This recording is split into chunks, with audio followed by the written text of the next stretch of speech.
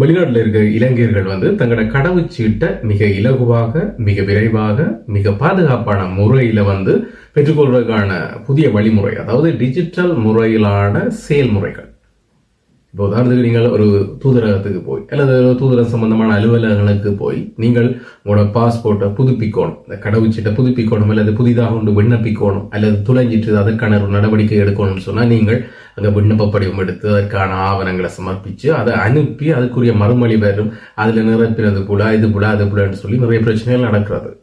அப்போ இதால் காலதாமதம் ஆகுறதால அங்கே அரசு சார்ந்த கருமங்கள் உடனடியாக நடைமுறைப்படுத்த முடியலை அல்லது செயற்படுத்த முடியலை, உங்களால் முன்னெடுத்து கொண்டு போக முடியலை. ஸோ இதுக்கெல்லாம் ஒரு தீர்வாக ஒரு சில உதவிகளின் காரணமாக, அதாவது IOM என்று சொல்றது, அதாவது சர்வதேச இடப்பெயர்வு அதுக்கு பொறுப்பான அமைப்பு உங்களுக்கு நாங்கள் இதுக்கு சில வழிமுறைகளுக்கு நாங்கள் உதவி செய்கிறோம் என்ற ரீதியில் இலங்கை அரசாங்கத்துக்கு அவங்க கொடுத்த அந்த வாக்குறுதியின் அடிப்படையில் ஒரு குறிப்பிட்ட 20 நாடுகள் இருக்கிற தூதரகங்கள், எம்பசின்னு சொல்லுவோம், இந்த எம்பசியில் நீங்கள் இனிமேல் டிஜிட்டல் முறை மூலம், அதாவது தொழில்நுட்ப ரீதியாக நீங்களாகவே விண்ணப்பிச்சு, அதாவது உங்களோட பயோமெட்ரிக் தகவல்கள் எல்லாமே அந்த இடத்திலே கொடுக்கப்பட்டு அதற்கு உங்களுக்கு தெரியாட்டி அவங்க அங்கே உங்களோட தூதரகங்களில் வழி நடத்துவாங்க. ஸோ அதுக்காக பயிற்சிகளையும் வழங்கியிருக்காங்க. இது மிக விரைவில் இந்த திட்டம் நடைமுறைக்கு வர இருக்குது.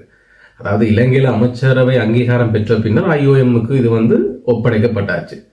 என்று சொன்னால் அவங்க உதவி வழங்குறேன்னு சொல்லிட்டாங்க. அந்த உதவியை மிக விரைவாக பெற்றுக்கொள்ளணும்னு சொல்லி தொழில்நுட்பத்தை இப்போ தெரியும், இலங்கை பார்க்க போனீங்கன்னு சொன்ன அந்த புதிய ஆட்சியின் கீழே எல்லாமே தொழில்நுட்பம் பேமெண்ட் கூட தொழில்நுட்பம் இப்போ குறிப்பிட்டிருக்காங்க. என்ன இன்னொரு 5 வருஷத்துக்குள்ள இலங்கையில் காசு புழக்கத்தை குறைக்கிறதாக. அது சாத்தியப்பட்ட விஷயம், ஆனால் நடந்தால் சந்தோஷமான விஷயம். ஸோ அதே மாதிரி எல்லாமே டிஜிட்டல் மெத்தட்ல வருது, ஊழல்களை குறைக்கிறதுக்காக. அந்த வகையில் இந்த குறிப்பிட்ட 20 நாடுகள் ஆரம்ப கட்டத்தில் பின்வரும் காலங்களில் சில விட எல்லா தூதரகங்களுக்கும் வழங்கப்படும். ஆனால் முக்கியமான, அதாவது இதுவரை காலமும் இந்த பாஸ்போர்ட் விண்ணப்பங்கள் தொடர்பாக அல்லது பாஸ்போர்ட் வழங்குவது தொடர்பாக அதிக அளவிலான பிரச்சனைகள் எதிர்நோக்கிற முக்கியமான பிரதான 20 நாடுகளில் இதை நிறுவ இருக்கிறாங்க. இதற்கான பண வசதிகள் இருந்து மற்றது ட்ரைனிங் எல்லாமே அந்த IOM கொடுக்க இருக்கிறாங்க. அப்போ இதை இலங்கை அரசாங்கம் இதை விட்டா கஷ்டம்னு சொல்லிட்டு உடனடியாக அதை முன்வைக்க சொல்லி அதுக்கான அமைச்சரவை அங்கீகாரத்தை பெற்றுக்கொண்டு அவங்க ஒப்படைச்சாச்சு. இதுக்கான நடவடிக்கைகளை மிக விரைவாக ஆரம்பிக்கணும்னு சொல்லி இதில் மக்களுக்கு என்ன நன்மை தீமைன்னு சொல்லி தான் நாங்கள் இந்த வீடியோவில் பார்க்க இருக்கிறோம். இந்த வீடியோ நீங்கள் பார்க்க முதல்ல இது வரைக்கும் என்னுடைய சேனலை நீங்கள் சப்ஸ்கிரைப் பண்ணி பெல் பட்டனை கிளிக் பண்ணலன்னு சொன்னால் முதல்ல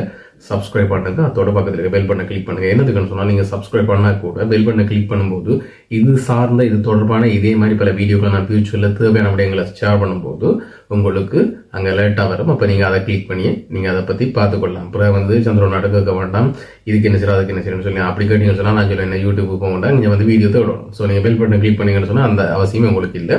ஸோ இப்போ நம்ம வாங்க வீடியோக்குள்ள போகலாம்.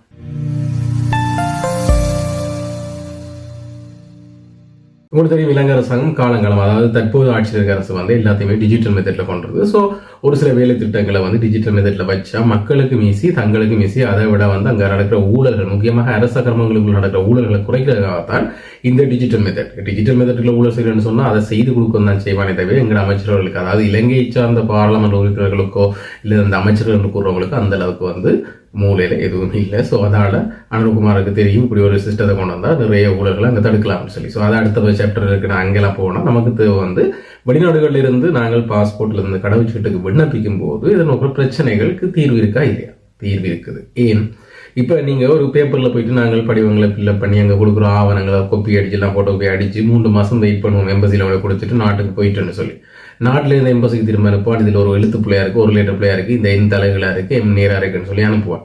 திரும்ப எம்பசி எங்களை 6 மாதத்துக்கு பிறகு கூப்பிட்டு இதில் பிள்ளையா இருக்குது அது பிள்ளையா இருக்குன்னு அதை திருத்தி கொடுக்க நாங்கள் 1 வருஷம் மகளிர் போயிட்டு இப்படியே காலப்போக்கில் எங்களோட வாழ்க்கையை முடிக்கணும், பாஸ்போர்ட் சேர்றதுக்குள்ள. இதான உண்மை. வெளிநாட்டில் இருக்க கொடுங்க. ஸோ இதுகள் எல்லாம் இனிமேல் டிஜிட்டல் மெத்தட்ல இப்போ நார்மலாகவே உங்களோட ஃபிங்கர் பிரிண்டாக இருக்கட்டும், உங்களோட கண்ணை ஸ்கேன் பண்ணுறா இருக்கட்டும், உங்களோட முகத்தை ஸ்கேன் பண்ணுறா இருக்கட்டும், அந்த சிஸ்டம் எல்லாம் அதிலேயே உள்ளடக்கின மிஷினை தான் அவங்க பிளேஸ் பண்ண போகிறாங்க இந்த 20 நாடுகளில் இருக்கிற இந்த முக்கியமான முதல் கட்டமாக. ஸோ இப்படி பிளேஸ் பண்ணும்போது அந்த சிஸ்டங்கள் உங்களுக்கு தெரியாட்டி பிரச்சனை, அதுக்குன்னு சொல்லி தனியாக பயிற்சியும் வழங்கியிருக்கிறாங்க அங்கத்தை அலுவலக அதிகாரிகளுக்கு. ஸோ இதில் எங்களுக்கு தீமை என்று சொல்லி பார்க்க போனீங்கன்னு சொன்னால் சில பேர் தனிப்பட்ட ரீதியான கோபத்தை வச்சுக்கொண்டு செய்யலாது, உங்களால் முடிஞ்சால் செஞ்சுட்டு போ மிஷின்லன்னு சொல்லுவாங்க. மூலசாலிகள் செய்து அனுப்பி விட்டுருவாங்க. தெரியாதவங்க என்ன செய்யறது, அவங்களுக்கு அடிமையாகித்தான் நிற்க வேண்டிய ஒரு சுச்சுவேஷன் தான் வரப்போகுது.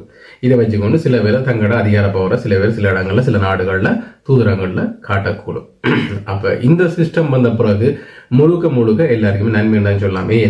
விண்ணப்ப படிவங்களில் இடம்பெற பிள்ளைகளை கூட இதில் டிஜிட்டல் மெத்தடில் நீங்கள் ஃபில்அப் பண்ணும்போது அங்கே நீங்கள் சின்னதாக பிள்ளை விட்டால் கூட அதை சொல்லும் இல்லை இது போல் சரியாகுங்க, அப்போ தான் அடுத்த கட்டத்துக்கு உங்களை நகர்த்தும். ஸோ அதால் இனிவரும் காலங்களில் உங்களோட பாஸ்போர்ட் பெறுறது கூட இலகுவாக இருக்குது, மிக விரைவாக இருக்குது. மீன் இப்போ நீங்கள் உதாரணத்துக்கு பிரான்ஸில் இருக்க எம்பசிக்கு போயிட்டு நீங்கள் இந்த மிஷினரி ஊடாக, அதாவது தொழில்நுட்ப ரீதியாக நீங்கள் டிஜிட்டல் முறையிலே வந்து அதை அப்ளை பண்ணுறீங்க, ஒரு பாஸ்போர்ட்டுக்கு அப்ளை பண்ணுறீங்க அல்லது ரினியூ பண்ணுறீங்கன்னு சொன்னால் நீங்கள் எல்லாத்தையும் ஃபில்அப் பண்ணி கொண்டு போய்க்கலாம். அங்கே ஒரு சின்ன பிள்ளை விட்டாலும் உங்களுக்கு அங்கே சிவப்பு மார்க்கில் காட்டும், அதை தாண்டி போகலாது. இதை நீங்கள் கட்டாயம் ஃபில்அப் பண்ணணும்னு சொல்லி ஃபோமில் இப்படியா இல்லை, ஃபோமில் நிரப்பிக்கல நீங்கள் புள்ள விட்டாலும் தெரியாது நிரப்பிட்டு போவீங்க.